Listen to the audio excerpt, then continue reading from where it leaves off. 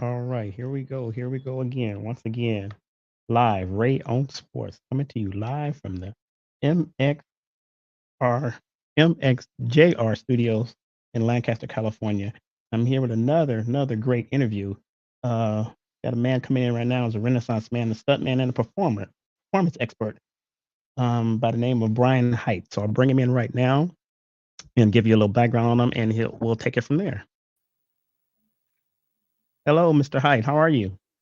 Hi, I'm well. How are you? Great, great. Now, is it height? Is that the am I proper pronouncing it the proper way?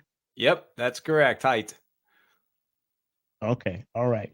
So, Mr. Height, like I said, he's a stuntman. Former is it former stuntman or you're still doing it or No, I do a lot of things. I do a lot of things. Stunts is one of them. Performance, sport, and performance psychology is another one. I'm an author. I'm a faculty member at a university. It's I try to keep myself busy with a lot of different things. okay, all right, all right.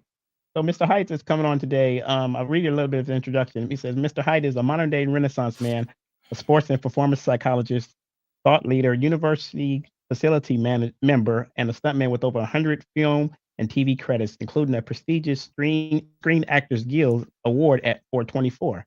With a PhD in organizational psychology and a wealth of high stakes experience from Hollywood, Brian offers a unique lens on performance, motivation, and leadership. Drawing from his diverse background, he helps leaders and high performers transform pressure into opportunities for growth, pushing beyond the traditional approaches to unlock new levels of achievement and resilience. Having worked with the U.S. Army for over a decade, Brian combines practical experience with academic expertise to challenge conventional thinking and develop strategies that are both innovative and effective.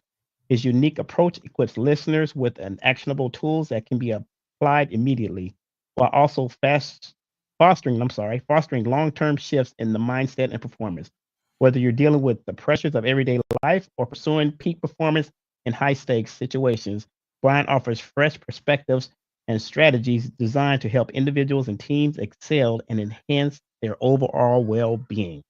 Welcome, sir. How are you today? Today's running smoothly. I hope it's going well for you too. I actually lived in Los Angeles for a long time. I was out in Lancaster. We were shooting. I can't remember what show we were shooting out there, but they shoot things every now. Do you see the film TV shows out there where you are fairly regularly? Yeah, yeah. Actually, I believe the last movie, oh God, it was a while ago. They filmed one out here, and they filmed it at this steakhouse, and I didn't know what it was. And then a friend of mine called me and said, "Hey, that's the steakhouse. Remember the steakhouse over there on? I think it was off of 70th and like I want to say 70th West, and they filmed it over there. I can't right now. It's not coming to my mind right now, but it was an actor in there, and I think he was chasing this guy who had did a murder like over years ago, and he was trying to put it back together, pieces back together. And the guy who did it actually did do it. And the detective was taking him back and trying to make him reenact what happened or find the bodies or something like that. But one of the scenes was at that steakhouse. So I was like, oh my God, that's it. So yeah, we've seen a couple of them out here. Yeah, yeah. They're I don't know how frequently, but I've been out there for at least one, and I've heard of several other ones out there in Lancaster. So, but yeah, no, it's great to be here. I really appreciate you having me on. Oh, no problem, no problem. So let's just jump right into it. So you talk about resiliencies and coaching, and give me a little bit more than I read in your introduction, or anything else you want to talk about right now, and Okay. we'll go from there. Well, yeah, I'm originally from Nashville, Tennessee, and that's where I live now too. So I've kind of come full circle. But I left after high school to go to college in New Jersey, where I didn't graduate the first time around. I went to try to, I don't know, just because that was what I was supposed to do. I mean, that was the life that I lived. Nobody ever told me explicitly that that's what I was supposed to do, but it was well understood that I was supposed to graduate from high school, go to college, get a degree, get a job, et cetera, and so forth.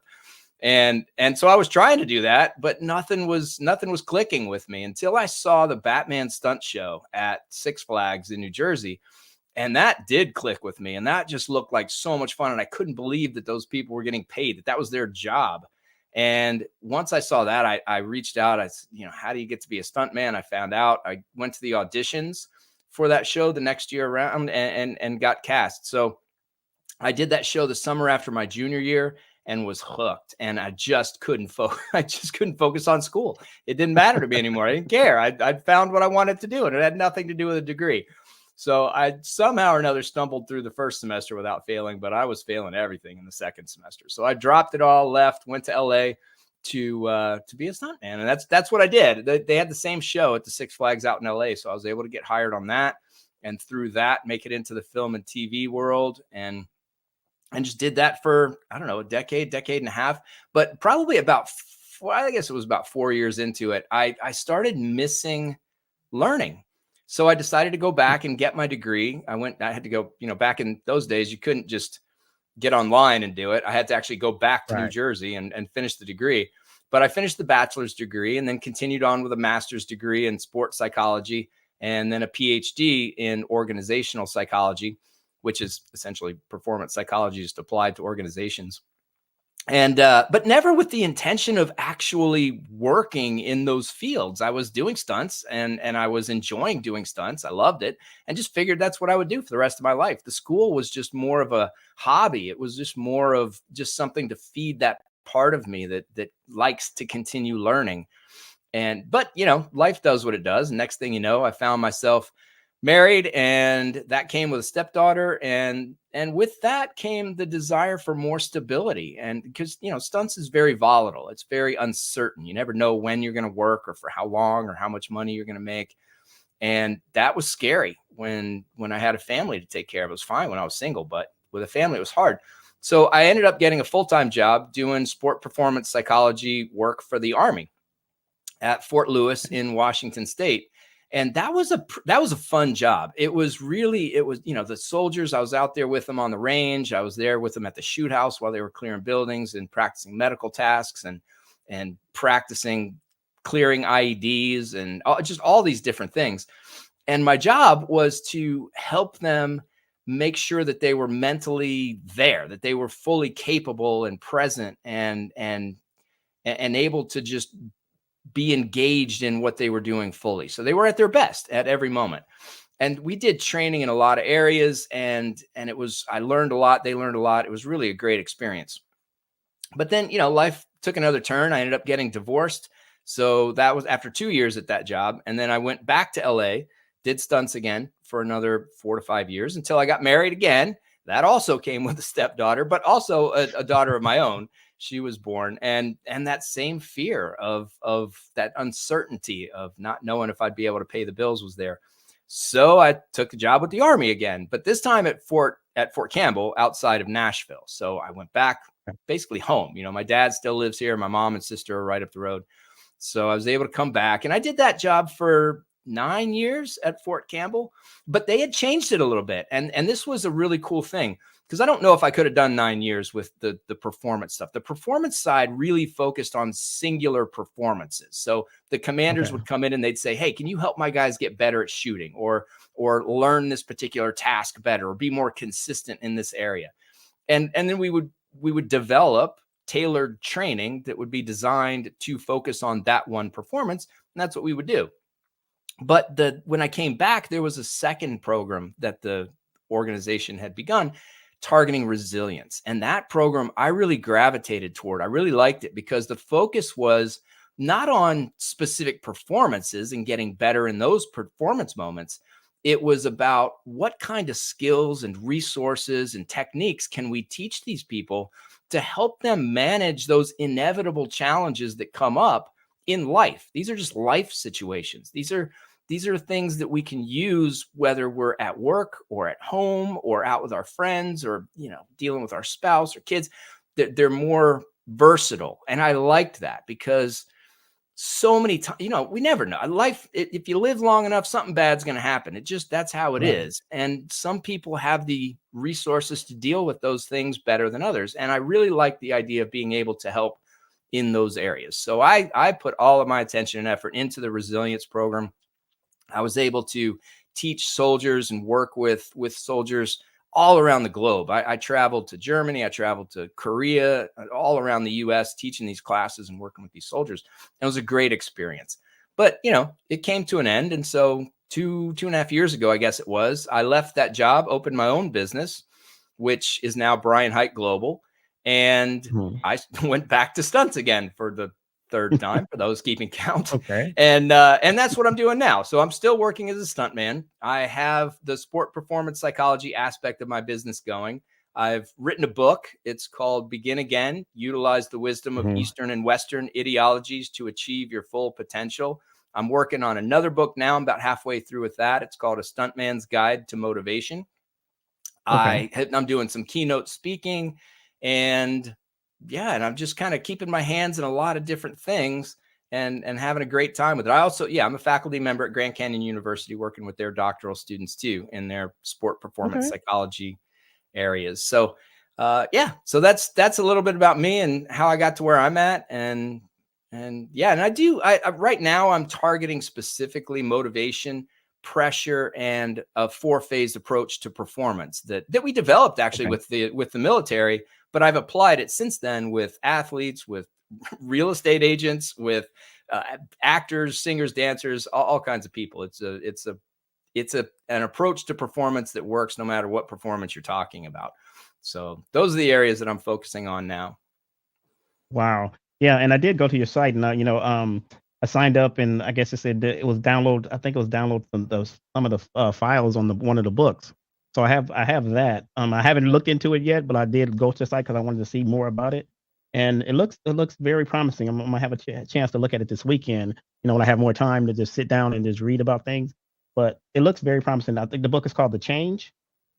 Yeah, One of there's the a books. different, yes, I wrote a chapter in The Change. I didn't write the whole thing, but I Okay. contributed a chapter on resilience in that Okay. book. And I don't know when this is going to air. Right now, my Brian Hite Global website is going through some changes. So what you're looking at is going to look Uh-huh. completely different a week or two from now, and with Oh a wow. lot of different things offered and a lot more information and some different programs that people can sign up for and take advantage of. Uh, so yeah, that'll be up and Okay. running very, very soon. Cool, cool. Now, when you talk about the things you did for the military, how do you what are some of the training techniques that you use, like for the pressure situations? Like, say someone who wanted to be there, but then they got there and it's like, it's a little bit too much for me. How do I, deal with it? I don't want to quit, but how do I get through it? What's some of the techniques that you use for them? Well, it really varies, I mean, that's a situation. It just depends on what the impetus for that feeling is. So it's kind of hard. It's a hard question to answer in a general way. I can tell you that one of the things that I focused a lot on with the military was motivation. I mean, and that really Mhm. just came about because they wanted it. I was teaching these classes, and I was, even when I first showed up, and I was just trying to figure it out, just trying to figure out the organization, trying to figure out what their needs were, what their challenges were. I would ask them directly. I'd just ask the leaders when they were in the room or when I was in meetings with them, what is the biggest problem that Mhm. you have? What's the biggest challenge that you face with the soldiers you lead? And I, 95% of the time, the answer that would come out of their mouth is motivation. How do I get these guys to do what I want them to Wow. do? And not by poking them and prodding them and yelling, but how do I get them to do it just because it's the right thing to do? Because they understand that it's important. How does that happen? And so I developed a class on motivation just simply because that was the thing that these leaders, they just were hungering for. And Okay. how we approached motivation, again, it varied in terms of how much time we had to work with the people, if it was just a class, and what level of leadership we were working with, whether it was the high level commanders or if it was the mid level NCOs or if it was even the soldiers themselves. So again, there was no canned approach to what was going on. It was really tailored to the unique needs of each unit. But inevitably, motivation was one of those challenges, and we went through. I went through a lot of those classes with them. Wow. Wow. So let's talk about let's take a topic. Let's take understanding pressure. So in that topic, how do you refrain from a choice rather to be a necessity rather than inevitable? So Yeah, it's a yeah, choice. that's an You want to be interesting in a one. choice. Yeah. That's an interesting one. That it's a keynote address that I've developed on this. That just came out of the fact that I kept getting asked, or it just was said to me so often, how do you help people perform under pressure? I get in pressure and then I'll choke, or my people, I'm a leader, and I've got guys that they get in situations and they choke. So how do you get them to perform under pressure really well? And the more I got into it, I realized it's pressure is not, it's not inevitable. There aren't situations that are pressure situations. And that's what a lot of people believe. And they believe it very strongly. Like, okay, when I go into this situation, it's a high pressure situation. For example, in stunts, if I'm going to do a burn, somebody's going to light me on fire. It's a high pressure situation. Well, maybe, Right. maybe because Mhm. pressure is created by us. It's not a thing that just exists objectively in the world. It's something we experience, but we don't have to experience. And it's not the situation that makes us experience it. For example, um, I've, I've, I've done, I don't know, maybe a dozen car hits, being hit by a car over the years. Mhm. In that situation, many people would feel pressure. They might think, for any number of reasons, which we can get into in a little bit, but they may feel pressure. For me, I don't. I love it. I enjoy it. I get in that moment and I look for it. I ask for it. I raise my hand for it, and I don't feel pressure. It's an excitement that I feel. So that begs the question, okay, well, if one person's going to be in a situation and then another person's going to be in the exact same situation, but only one of them experiences pressure, how is that? I mean, is Right. it a pressure Right. situation or isn't it? And Right. again, my answer is there are no pressure situations. Pressure is created by us. It comes from the perception that something bad might happen. It comes from our Mhm. attention being placed on the future, on possible negative consequences, or at least consequences that we perceive as being negative. So it might be, well, yeah, this situation, if I don't do well in this, my boss is going to yell at me. I may be, I may end up getting fired. I certainly won't get that promotion. I won't be able to have enough money, or they're going to take my vacation time away, or I'm going to have to work overtime, and that's going to take away time from my kids. Like there may be these consequences that we imagine, maybe accurately or maybe not, but that we attach to something going wrong with the performance. So because the performance has consequences associated with it, and we're focusing on those consequences we believe to be bad, that creates pressure. Right. So how do we alleviate pressure? Well, there are three ways. Number one is to just recognize that it's not inevitable. We don't have to experience pressure. It's not the situation that will determine whether we experience pressure or not. It's how we perceive that situation that will determine whether we experience pressure or not. The second thing, second way to handle pressure and how to deal with it is to develop an optimistic outlook on what's going on. So rather than putting our attention on all the potential bad things that could happen if things go wrong, let's put our attention on the potential good things that could happen if Mm. it goes right. How about that? Because that's a Okay. perfectly valid place to put our attention too, right? I Right. mean, if we're going to Right. get into a situation, it could go right, could go wrong. Well, if I spend all my time thinking about what would happen if it goes wrong, I'm not doing that situation, I'm not giving it a fair shake. It might go right. Well, if it does, then what? What's the goodness that comes out of it? Putting our attention there can be very, very helpful. And even within that same situation, that optimistic outlook is, let's say I do imagine that something goes wrong. So there are consequences that go along with that. Okay, so if this goes wrong, then these are the things that might happen. Okay, well, what are some other things that might happen if it goes wrong? Maybe it's a learning opportunity for me. Maybe I gain experience from having gone through this situation in the first place. Maybe I've met some new people. Maybe I've developed skills, or at least practiced skills that I haven't clearly become proficient at yet. Maybe I messed them up in this time, but I've learned, I've become better. So it's not even imagining if it goes right, what's the goodness that comes, but if it goes wrong, what goodness can I pull from that? What's a Mm. different way of looking at it going wrong that will allow me to improve and to walk out better than I did was when I walked in? So that's Mhm. another thing. But even that, even taking that optimistic outlook requires us to think about the future. So again, when we're feeling pressure, we are in the future. We're worried about what might happen. It hasn't happened yet. Mhm. The situation Right. hasn't played itself out. We're worried about Right. what could happen, what may happen bad. And we're playing it out and following that rabbit hole as far as we want to go. Now, that's where pressure happens.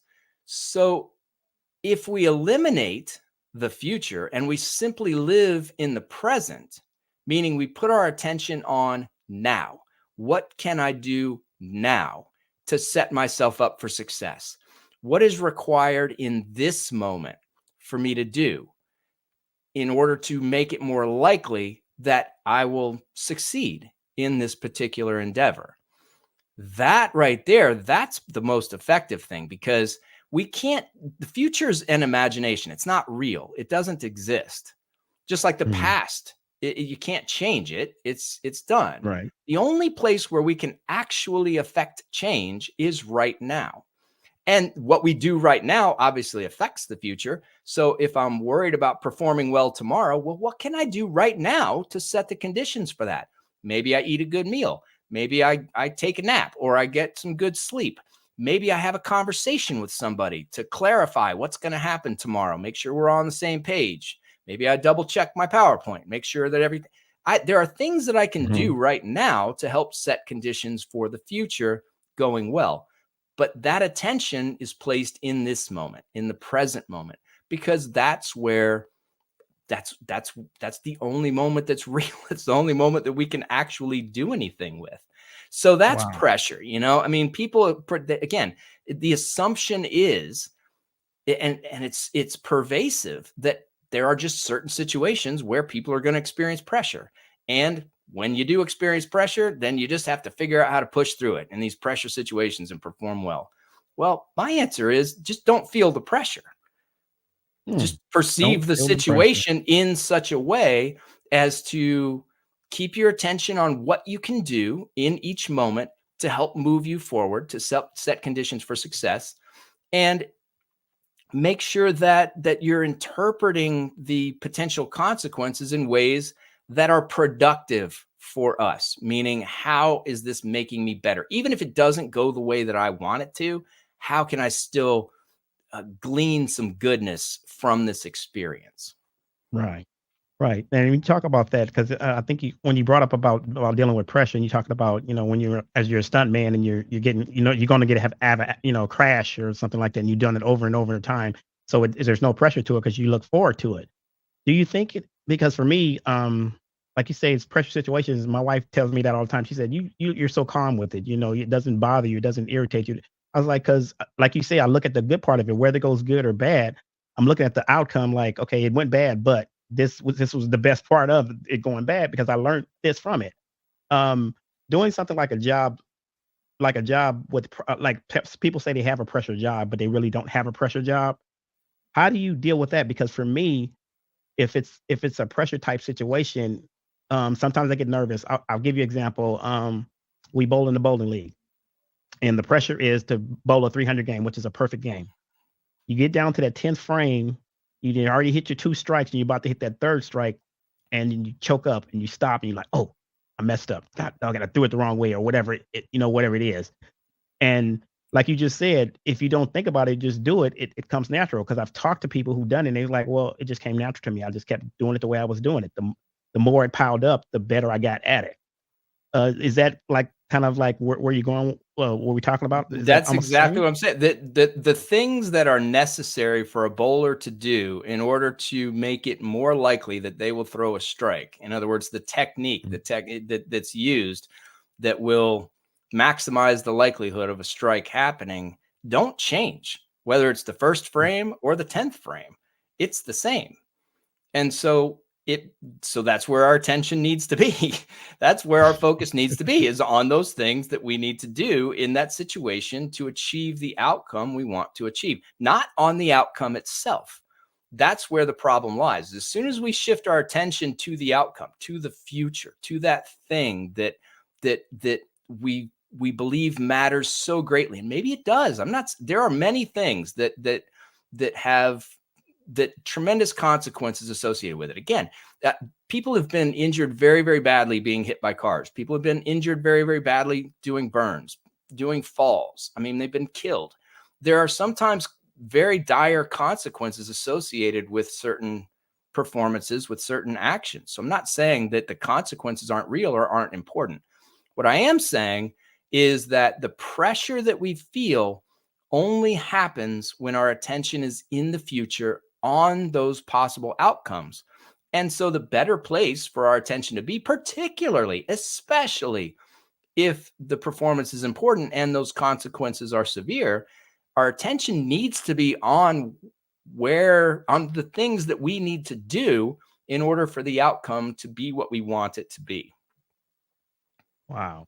Wow, that's good. You guys hear that? I'm on Ray on Sports now. This is not your normal sports talk radio, talk show podcast. I have some, interesting guests on here. I want to get different interesting aspects on different things. And Mr. Brian right here is giving us some nuggets on pressure. There's not really that pressure there. It's pressure that I think for me, it's pressure that people create. They create and they said, oh, it's a pressure situation. I got to get pressure with it. But if you do it routinely, if you do things routinely over and over and over and over, it doesn't come as pressure because you're used to it. And especially in movies, they say you're pressured to hit that release date or whatever that time date is to finish that film. It's not really the pressure of finishing the film. It's just that you want to be. Well, let me put it like this: do people want to be perfectionists to get to that? And does that cause pressure for them? Just to trying to finish something at a set time or a set date. Yeah, well, those are two different things. I think perfectionism is again, it's just how you define the outcome and the consequences that you associate with achieving or not achieving that outcome. And if you're a perfectionist, then by definition, then success is something that's unattainable because perfection is unattainable. If that's your goal, you're going to be disappointed every single time. So, right. And another thing that tends to happen with perfectionists as well is that when things go right, they're like, well, yeah, okay, of course it went right. That's how it was supposed to go. Like that's no big deal. And when things go wrong, then that's when it's bad. So the only thing that they really care about, the only consequence associated with what we would call success is bad, because when it goes well, it's just, yeah, it's another day at the office. If it goes well or it goes badly, well, now there's all this horrible stuff that is associated with that. So they tend to overblow, make too big the bad part and not pay enough attention at all to the good part. But the other thing that you mentioned is that, yes, the time crunches are some of those situations where I'd say that the two situations where people just assume that pressure is inevitable are situations like I was talking about before, where the consequence of failing is severe physical damage, physical harm to yourself or somebody else, or maybe it's even material damage. I mean, I'm not proud of it, but I was on set of Hawaii 5-0 one time, and I was doing a motorcycle thing, and we were doing the final rehearsal for this motorcycle crash. So the stunt was, I was inside this building, and on action, I was going to ride the motorcycle. I was doubling this actor. I was going to ride the motorcycle, crash through some doors, ride it down some stairs, across the sidewalk, out into the street, off the curb, into the street, and then get shot. They shoot the back of the motorcycle. I slide it, and I high side. I go flying off into some grass. And that was the stunt. And I'd rehearsed it. I'd practiced it before. We were doing one more rehearsal before shooting it. And I came out too fast. I came down the stairs too fast. I got on the brakes a little bit too hard. There was a little bit of gravel on the ground that we hadn't swept up. And the front tire, I got on the front brake a little bit too hard. It washed out, and I ended up on the ground. I was up, and then I was down. and I wrecked the motorcycle too bad. I mean, they couldn't even fix it. So we couldn't do the shot. This was on a Friday. They ended up having to bring everybody back the next day on a Saturday. I cost that production so much money because I wrecked the motorcycle during the rehearsal. So the consequences could be money as well. But whatever, like that's one. Physical, material, money, that's one area. The other is time. People assume that if I only have a little bit of time to pull off this thing, then I'm going to experience pressure. But at the end of the day, the same situation is there, because the situation is what it is. Whether somebody gives you a day to complete a task or they give you an hour to complete a task, the process for pursuing that should be the same, which is, okay, I'm currently here at point A. Where they want me to be in an hour or a day is point B. So how do I get from point A to point B? What are the things that I need to do? And those are the things that need to be done. And there's no difference in terms of what has to happen. So there's no pressure if we are keeping our minds in the present moment. Right now, what do I need to do? And I can't do it any better than it's possible to do. I can, I can kind of take my time, lollygag, whatever, or I can go fast. But there's a point at which you just can't do things faster than what you're doing them. So if you go in, you're engaged in the present moment, you're doing the best you can, you're fully focused, you're operating as efficiently as possible, you can't do better than that. So there's, again, that focus on the future is counterproductive. It's not helpful. Whereas if you just identify what needs to be done, do it to the best of your ability, and let that take care of itself. The analogy that I use is soccer all the time with this. So if we're playing soccer, people say that, the goal, what are you trying to do? What do you want to do in this game? I want to win the game. Great. Wonderful answer. So how do you do that? Well, we need to score more goals than the other team. Terrific. That's a wonderful answer. How do you do that? Well, we have to dribble well, and we have to pass well. We have to shoot well. We have to defend aggressively. And when we make mistakes, we have to recover from them fast. All right, great. Yes, those are the things that we need to do. So let's put our attention on those things. When it's time to dribble, let's dribble well. When it's time to pass, let's pass well. Let's keep our attention there. Let's not worry about the goal that we're trying to score or the goal that we're trying to prevent them from scoring. If we dribble well, if we pass well, if we shoot well, and if we play defense aggressively, then those outcomes will take care of themselves. And we will score goals, and we will prevent goals. And ultimately, we are setting ourselves up to likely win the game. But we can't control the outcome of the game. We can't control whether we win or lose, because the other team, we have no control over them. We can't control whether we score a goal or prevent them from scoring goals, because they're the other team. They get to make decisions. We're not in charge of those decisions. But we can make decisions for us. We can put our attention and efforts toward those things we can control that, again, don't guarantee, but are certainly required for, and make it more likely that we will achieve the outcomes that we've set out to achieve. Wow. That's deep right there.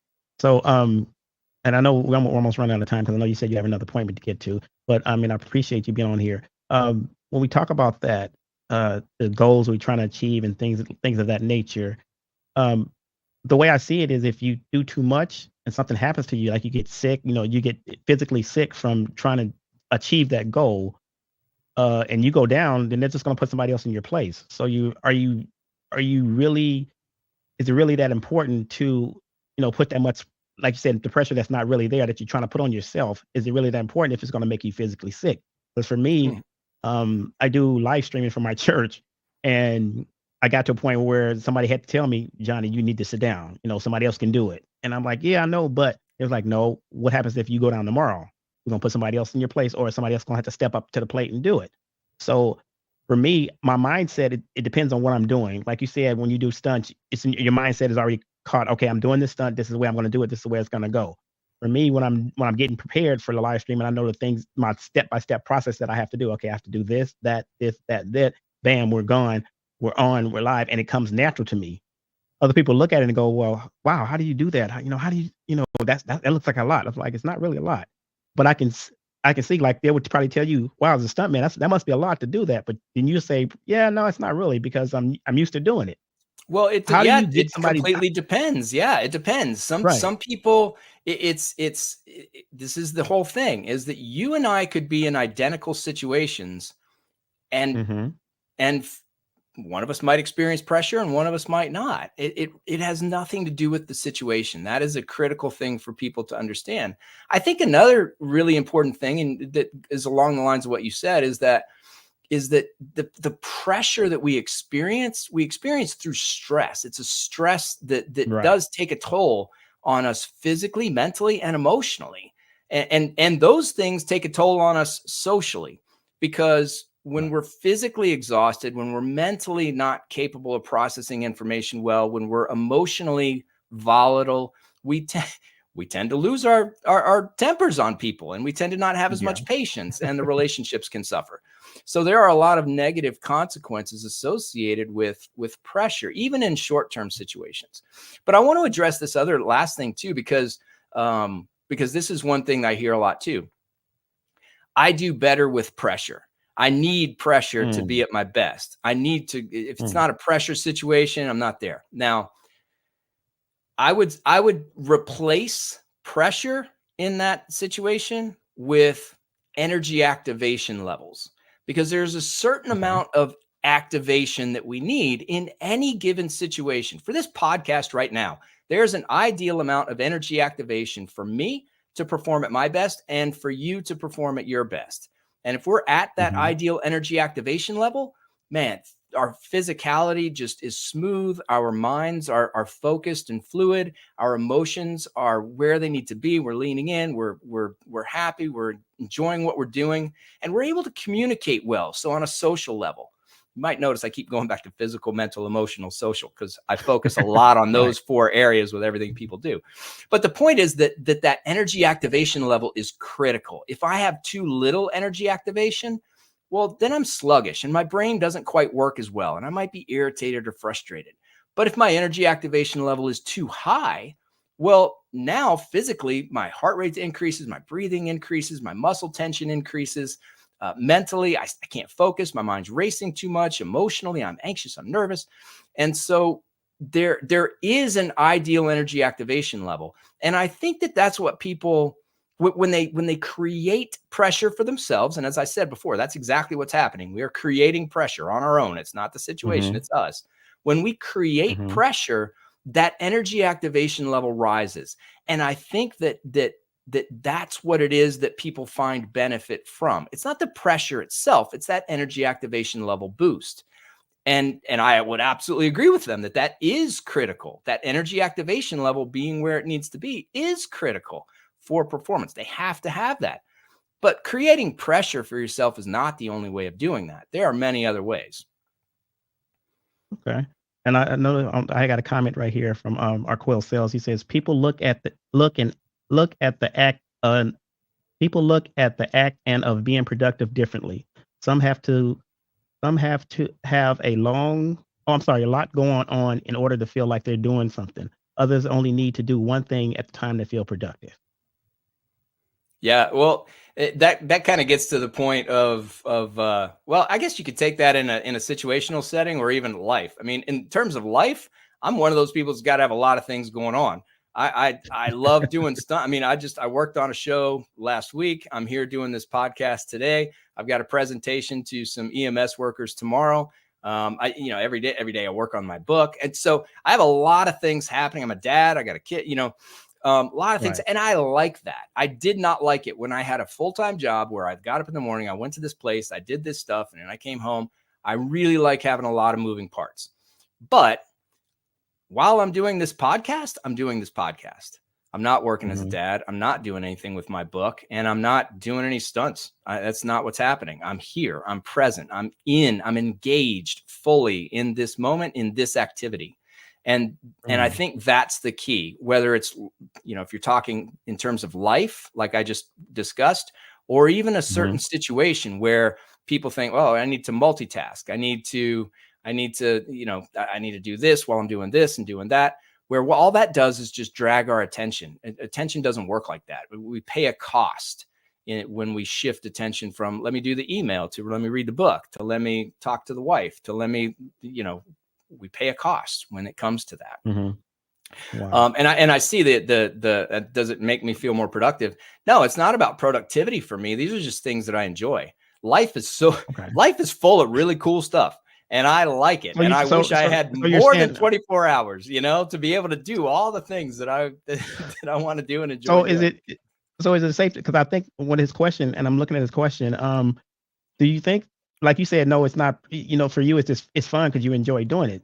So some people, I think, when they do things like that, they feel like they're being productive. But to me, it's like you have a plate and you fill your plate up, and there's more food on your plate, and you're trying to eat everything at one time. Everything's on your Yeah. plate, but you can only eat one thing at a time. So do you feel like that, or you just enjoy the whole plate? Well, I think that also, if I'm understanding the question right, is we can I could sit here for 2 hours and fumble around my desk and accomplish basically nothing. But 2 hours have gone by and I could say I did. Somebody said, "What do you do?" Well, I took these notes, or I read this little thing, or I did, but I didn't Hmm. actually make progress with what I wanted to do. This is how procrastination works. I'm an Oh wow! expert procrastinator. Absolutely. I can sit and waste all kinds of time doing things that I can justify. If somebody were to ask me, well, yeah, of course the kitchen needed to be cleaned. It's dirty. So that's what I did. But but cleaning the kitchen right then wasn't what I needed to be doing in order to move myself Right. forward toward the goals and objectives that I've identified for myself. So can we be busy without being productive? Absolutely. In order to be Hmm. productive, we have to identify those things that are necessary to move from point A to point B, and then be fully engaged in them each step along the way. Right. Okay. So, and you talk about being productive, doing a lot of things.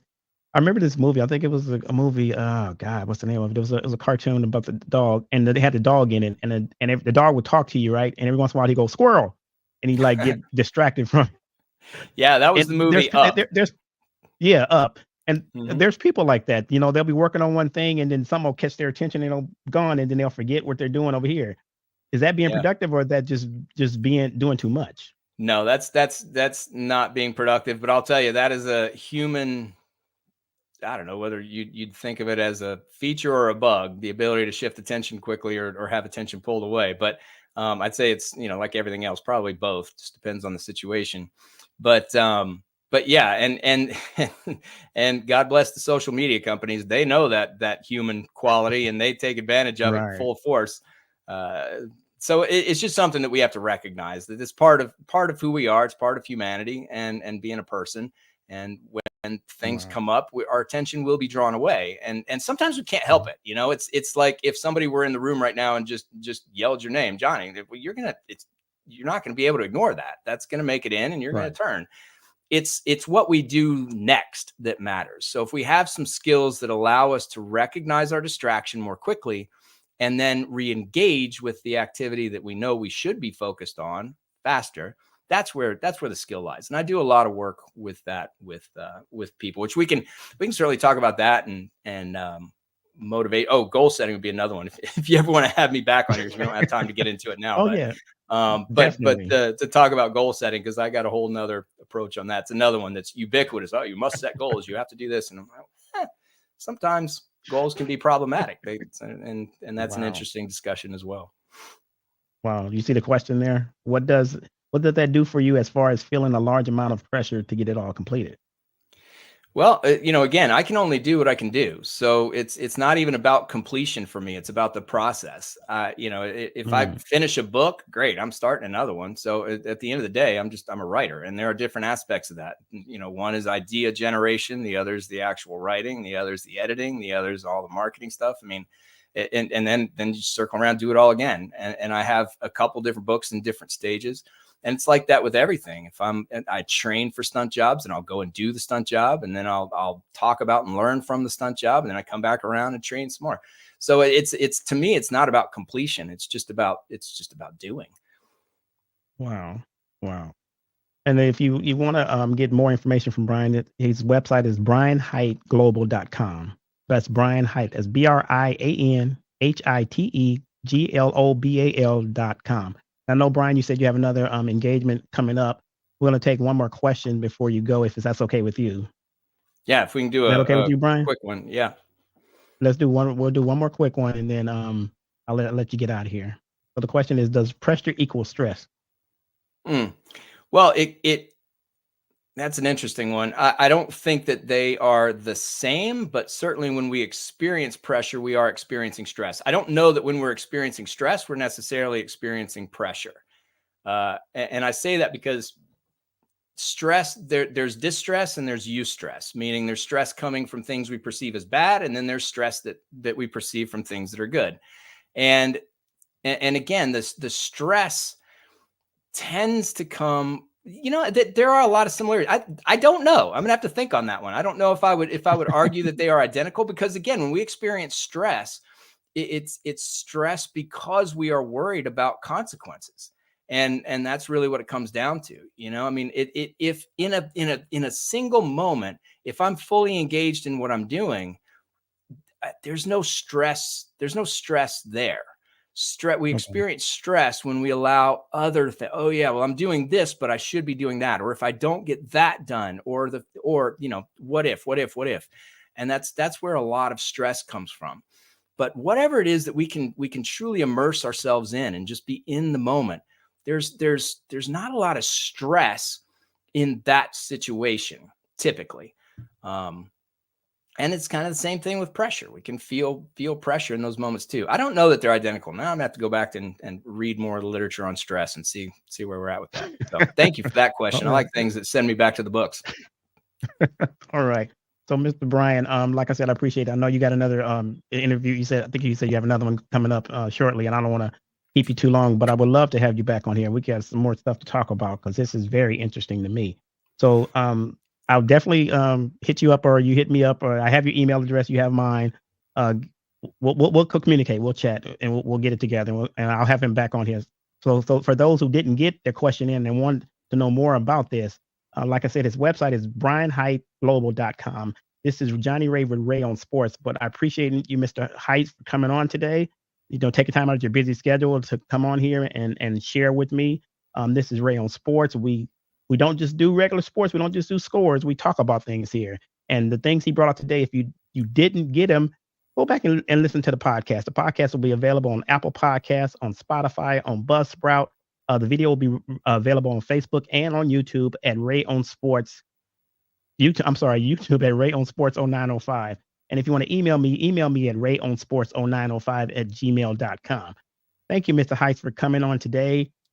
Thank you for taking the time to share your knowledge with us. And like I said, there's more to talk about. I got questions formulating right now that I want to talk about, but I promise to keep you to a certain time, and I want to be a man of my word and get you out of here. I Okay. appreciate that. I've had a great time, and I'm certainly happy to come back and discuss this stuff more. I love it. I love talking about it. I love engaging with it. So anytime, you just let me know, and we'll get it on the calendar. Thank you again for having me. I certainly appreciate it. All right. Sounds good, sir. Sounds good. Thank you. All right. So this has been Johnny with Ray on Sports once more. Another episode down the not down the drain, but another episode done. I'm on my 24th episode, trying to get to 25. So if you guys love the podcast, please share it, please like it, please love it. My motto is you don't have to like it. You can agree or disagree, but long as you listen. That's all I ask you to do. So until next week or next time for Ray on Sports, my name is Johnny Ray. This is Ray on Sports. Take care and God bless.